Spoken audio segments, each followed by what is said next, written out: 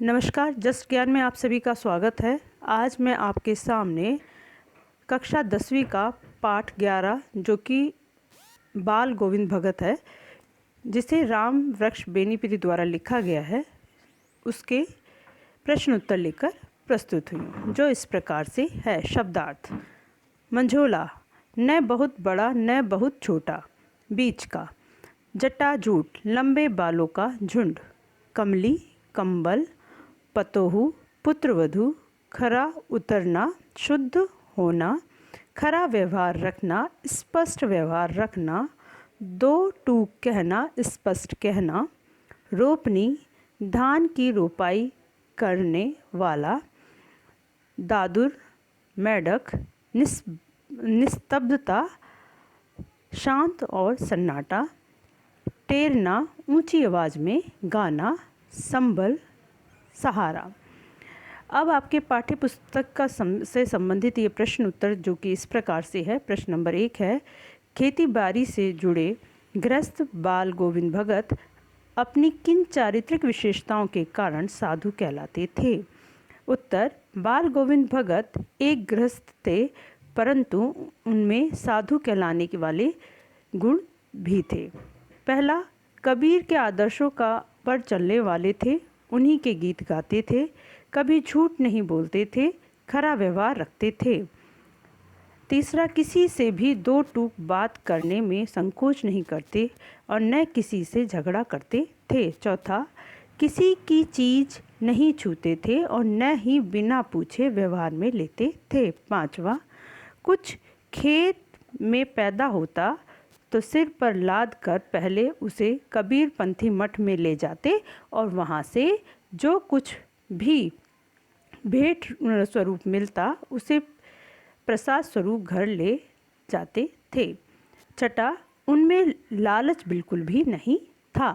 प्रश्न नंबर 2, भगत की पुत्रवधू उन्हें अकेला क्यों नहीं छोड़ना चाहती थी?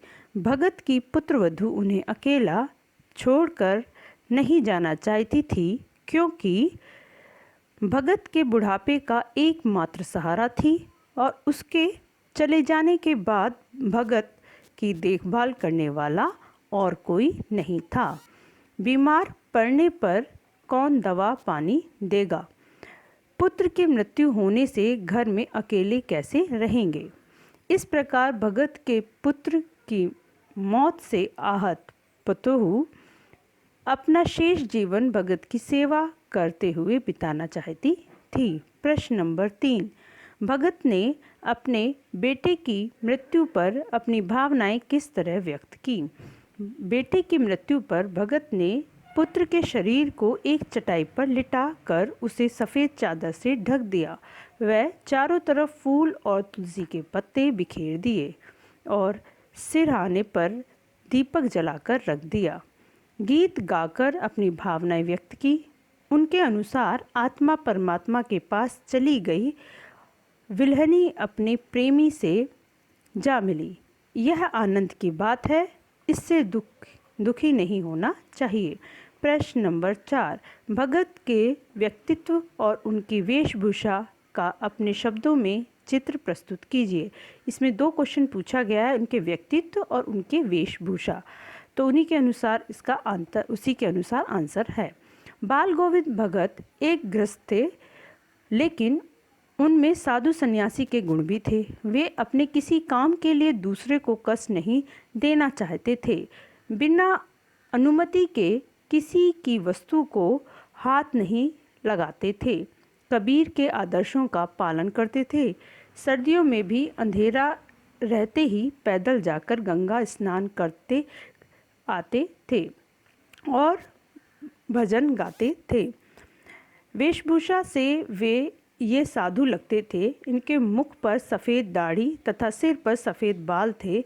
गले में तुलसी के जड़ की माला पहनते थे। सिर पर कबीर पंथी की तरह टोपी पहनते थे। शरीर पर कपड़े बस नाम मात्र के थे। सर्दियों में बस एक काला कंबल ओढ़ लेते थे तथा मधुर स्वर में भजन गाते फिरते थे। प्रश्न नंबर 5, बाल गोविंद भगत की दिनचर्या लोगों के अचरज का कारण क्यों थी? बाल गोविंद भगत की दिनचर्या लोगों के अचरज का कारण इसलिए थी क्योंकि पहला, ग्रस्त जीवन में रहते हुए भी उन्होंने साधुता को नहीं छोड़ा। दूसरा, भूल कर भी वह दूसरों की वस्तुओं का प्रयोग बिना पूछे नहीं करते थे। तीसरा, सर्दी के मौसम में भोर में नित्य सबसे पहले उठकर गांव से 2 मील दूर स्थित गंगा स्नान करने जाते थे। चौथा, दांत कटकटाने वाली ठंड में टेक लगाते खजड़ी बजाते समय उनके माथे में श्रम बिंदु चमकने लगते थे। पांचवा, उपवास रखकर पैदल ही 3 कोस दूर गंगा स्नान पर जाते और रास्ते में बिना कुछ खाए घर लौटते थे। और छठा, मरणासन स्थिति में वही जवानी वाली आवाज़, वही नियम लोगों के आश्चर्य का कारण बनी हुई थी। प्रश्न नंबर 6, पाठ के आधार पर बाल गोविंद भगत के मधुर गान की विशेषताएं लिखिए। बाल गोविंद भगत के गीतों में एक विशेष प्रकार का आकर्षण था। खेतों में जब वे गाना गाते तो स्त्रियों के होठ बिना गुनगुनाए नहीं रह पाते थे। गर्मियों की शाम में उनके गीत वातावरण में शीतलता भर देते थे। संध्या समय में जब वे अपनी मंडली समेत गाने बैठते तो उनके द्वारा गाए गए पदों को उनकी मंडली दोहराया करती थी और उनका मन उनके तन पर हावी हो जाता था। मन के भाव शरीर के माध्यम से प्रकट हो जाते थे और वे नाचने और झूमने लगते थे। प्रश्न नंबर 7, कुछ मार्मिक प्रसंगों के आधार पर दिखाई देता है कि बाल गोविंद भगत प्रचलित सामाजिक मान्यताओं को नहीं मानते थे। पाठ के आधार पर उन प्रसंगों का उल्लेख कीजिए। उत्तर, बाल गोविंद भगत प्रचलित सामाजिक मान्यताओं को नहीं मानते थे। ये निम्नलिखित हैं। पहला, जब बाल गोविंद भगत के बेटे की मृत्यु हुई तो उस समय सामान्य लोगों की तरह शोक करने की बजाय भगत ने उनकी शैया के समक्ष गीत गाकर अपने भाव प्रकट किए। आत्मा का परमात्मा से मिलन हो गया है, यह आनंद मनोन का समय है, दुखी होने का नहीं। दूसरा, बेटे के क्रियाकर्म में भी उन्होंने सामाजिक रिवाजों की परवाह न करते हुए अपनी रीति पुत्रवधू से ही दाह संस्कार संपन्न कराया। और तीसरा, समाज में विधवा विवाह का प्रचलन न होने के बावजूद भी उन्होंने अपनी पुत्रवधू के भाई को बुलाकर उसकी दूसरी शादी कर देने को कहा। चौथा, अन्य साधुओं की तरह भिक्षा मांग कर खाने के वे विरोधी थे। प्रश्न नंबर 8, धान की रोपाई के समय समूचे माहौल को भगत की स्वर लहरियाँ किस तरह चमत्कृत कर देती थीं? उस माहौल का शब्द चित्र प्रस्तुत कीजिए। धान की रोपाई के समय भगत के स्वर की गूंज से आसपास के लोग के हृदय में कुछ इस तरह मचल उठते थे। पहला, आषाढ़ मास की रिमझिम वर्षा बादल से घिरे आसमान में ठंडी हवाओं के चलने के समय अचानक खेत में से किसी की मीठी स्वर गाते हुए आवाज़ सुनाई देती है। दूसरा, उनकी मधुर वाणी को सुनते ही लोग झूमने लगते थे। स्त्रियां स्वयं को रोक नहीं पाती थीं, वह उनके होठ कांपकर गुनगुनाने लगते थे।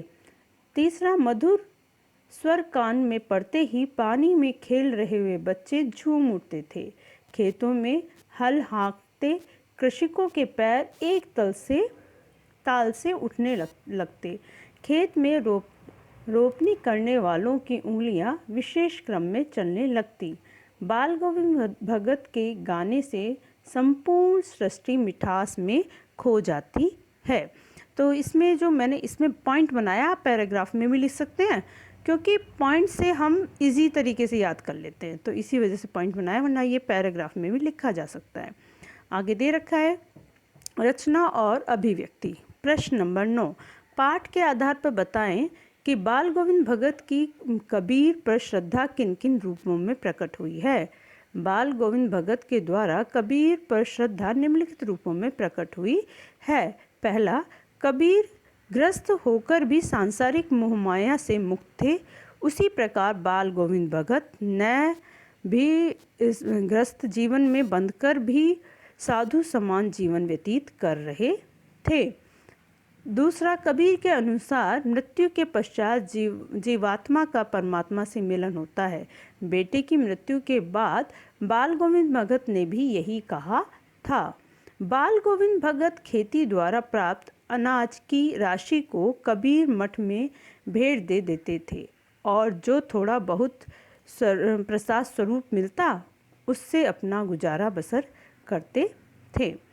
कबीर की तरह बाल गोविंद भगत भी कनफटी टोपी पहनते थे, रामानंद चंदन लगाते थे तथा गले में तुलसी माला पहनते थे। पांचवा, कबीर गांव-गांव, गली-गली घूमकर गाना गाते थे और भजन गाते थे। बाल गोविंद भगत भी इससे प्रभावित थे और कबीर के पदों को वे गाते फिरते थे। प्रश्न नंबर 10, आपकी दृष्टि में भगत की कबीर पर अगाध श्रद्धा के क्या कारण हो सकते हैं या कारण रहे होंगे? बाल गोविंद भगत कबीर पर अगाध श्रद्धा रखते थे क्योंकि कबीर ने सामाजिक कुप्रथाओं का विरोध कर समाज को एक नई दृष्टि प्रदान की। उन्होंने मूर्ति पूजा का खंडन किया तथा समाज में व्याप्त ऊंच भाव का विरोध कर नीच के भेद का समाज को एक नई दिशा की ओर अग्रसर किया। यानी उन्होंने ऊंच नीच का जो व्यवहार था उसका भी उन्होंने खंडन किया है। कबीर की इन्हीं विशेषताओं ने बाल गोविंद भगत के मन को प्रभावित किया होगा। दोनों के विचार एक दूसरे से मिलते हैं। प्रश्न नंबर 11, गांव का सामाजिक सांस्कृतिक परिवेश आषाढ़ चढ़ते ही उल्लास से क्यों भर जाता था? उत्तर, सूखे पड़े पेड़ पौधे आषाढ़ की रिमझिम बारिश में खिल उठते हैं। उसी समय में भगत जी अपने मधुर गीतों को गुनगुना कर खेती करते हैं। उनके इन गीतों के प्रभाव से संपूर्ण सृष्टि रम जाती है। स्त्रियां भी इससे प्रभावित होकर गाने लगती हैं, इसीलिए गांव का परिवेश उल्लास से भर जाता है। प्रश्न नंबर 12, ऊपर की तस्वीर से यह नहीं माना जाए कि बाल गोविंद भगत साधु थे। साधु क्या की पहचान पहनावे के आधार पर ही की जानी चाहिए। आप किन आधारों पर यह सुनिश्चित करेंगे कि अमुक व्यक्ति साधु है? एक साधु की पहचान उनके पहनावे से नहीं बल्कि उनके आचार व्यवहार और उनके जीवन प्रणाली पर आधारित होती है। साधु को हमेशा दूसरों की सहायता करनी चाहिए। मोह माया लोभ से स्वयं को मुक्त रखना चाहिए। साधु का जीवन सात्विक होता है। उसका जीवन भोग विलास की छाया से भी दूर होता है। उनके मन में केवल ईश्वर के प्रति सच्ची भक्ति होती है। प्रश्न नंबर 13, मोह और प्रेम में अंतर होता है। भगत के जीवन की किस घटना के आधार पर इस कथन का सच सिद्ध हो करेंगे? कोई उत्तर है, भगत को अपने पुत्र तथा अपनी पुत्रवधू से अगाध प्रेम था, परंतु उसके इस प्रेम ने प्रेम की सीमा को पार कर कभी मोह का रूप धारण नहीं किया। जब भगत के पुत्र की मृत्यु हो जाती है तो पुत्र के मोह में पड़कर वे रोते बिलखते नहीं, बल्कि पुत्र की आत्मा के परमात्मा से मिलने की खुशी होती है। दूसरी तरफ वह चाहते तो मोहवश अपनी पुत्रवधू को अपने पास रोक सकते थे, परंतु उन्होंने अपनी पुत्रवधू को जबरदस्ती उसके भाई के साथ भेजकर उसके दूसरे विवाह का निर्णय किया। सच्चे प्रेम उनके सगे संबंधियों की खुशी में है, परंतु मोहवश हम सामने वालों के सुख की अपेक्षा अपने सुख को प्रधानता देते हैं। बाल गोविंद भगत ने भी सच्चे प्रेम का परिचय देकर अपने पुत्र और पुत्रवधू की खुशी को ही उचित माना है। नेक्स्ट प्रश्न नंबर 14, इस पाठ में आए 10 क्रिया विशेषण छांट कर लिखिए और उनके भेद भी बताइए। पाठ के आधार पर क्रिया विशेषण बहुत सारे हैं, पर मैंने इसमें 10-11 डाल दिए हैं। क्रिया विशेषण उसे कहते हैं जो क्रिया की विशेषता बताते हैं, और क्रिया उसे कहते हैं जो हम कर रहे हैं, जैसे चलना, उठना, बैठना, जाना, खाना। जो हम कार्य कर रहे हैं उसे हम क्रिया कहेंगे, और उस क्रिया को हम किस ढंग से कर रहे हैं उसे हम कहते हैं क्रिया की विशेषता, यानी क्रिया विशेषण। इसी प्रकार से विशेषण का जो डेफिनेशन है वो भी यही है कि संज्ञा और सर्वनाम की विशेषता बताने वाले शब्दों को विशेषण कहते हैं। तो यहाँ पर क्रिया विशेषण स्पेशली पूछा गया है, तो हम क्रिया विशेषण बताएंगे। प्रश्न इसमें मैंने कुछ उदाहरण डाले, जैसे गांव से 2 मील दूर। जो हमारी दूरी है वो दूर यानी उन्होंने एक स्थान की बताई है कि वहाँ पर हम जा रहे हैं, तो 2 मील क्रिया विशेषता है उसकी 2 मील। पोखर के ऊंचे भिंडे पर अपनी खजड़ी लेकर जा बैठते, तो इसमें ऊंचे भिंडे पर, तो ये आपकी क्रिया विशेषता है कि क्रिया कैसे करें, ऊंचे भिंडे पर बैठ के। उनकी उंगलियां खजड़ी पर लगातार चल रही थी, तो चल रही थी, तो कैसे चल रही थी, लगातार चल रही थी। और क्रिया विशेषण की एक विशेषता और है कि ये अव्यय है ना, तो और जो संज्ञा सर्वनाम वो अव्यय नहीं है। 10th का व्याकरण में आपका दूसरी एक वीडियो बनाऊंगी, उसमें बताऊंगी, क्योंकि पद परिचय में पूरी व्याकरण आ जाती है, तो मैं पद परिचय का पूरा आपको 10th की व्याकरण वाली वीडियो में बता दूंगी। आगे दे रखा है कितनी उमस भरी शाम है, तो शाम कैसी है, उमस भरी। ठंडी पुरवाई चल रही है, कैसे चल रही है, ठंडी पुरवाई। उनकी खजड़ी डिमक डिमक बज रही है, कैसे किस प्रकार से बज रही है, डिमक डिमक। कपड़े बिल्कुल कम पहनते थे, पहनते कैसे थे, बिल्कुल कम। लोगों को कौतूहल होता, वो लोगों को क्या में होता, वो कभी कभी क्रियाएं महसूस भी होती हैं ना, तो वो होता है। और सकर्मक क्रिया होती है, अकर्मक क्रिया होती है। सकर्मक क्रिया होती है सकर्म के साथ, काम के साथ जो हम कर रहे हैं, और अकर्मक क्या होती है, हम कोई कर्म नहीं करते और वो क्रिया अपने आप होती है, जैसे सोना, चलना, ये ठीक। तो कौतूहल। समूचा गांव खेतों में उतर पड़ा है, तो कैसा पड़ा है, खेतों में उतर पड़ा है। एक अच्छा साफ सुथरा मकान भी था, तो मकान किस प्रकार था, साफ सुथरा। न किसी से खामखा झगड़ा मोल लेते थे, खामखा झगड़ा मोल लेना है ना, तो खामखा झगड़ा मोल लेना, ये इसमें खामखा इसकी क्रिया विशेषण है। इस प्रकार से आपका ये चैप्टर यहाँ समाप्त होता है। नेक्स्ट चैप्टर आपका पार्ट 2 लेकर प्रस्तुत होंगी, क्योंकि मैंने अभी आपको कविता से संबंधित पार्ट 1 करवा दिया है, जो कि हमारा था सूरदास के पद, है ना। और अभी हमने 2 पाठ करवाए हैं, जो कि आपका सेकंड पार्ट था बाल गोविंद भगत। नेक्स्ट मैं कविता ही लूँगी, जो है आपका राम लक्ष्मण परशुराम संवाद, तुलसीदास द्वारा लिखा गया है। आज के लिए बस इतना ही, और नेक्स्ट वीडियो के लिए आप मेरे चैनल को लाइक करें, शेयर करें और सब्सक्राइब करें।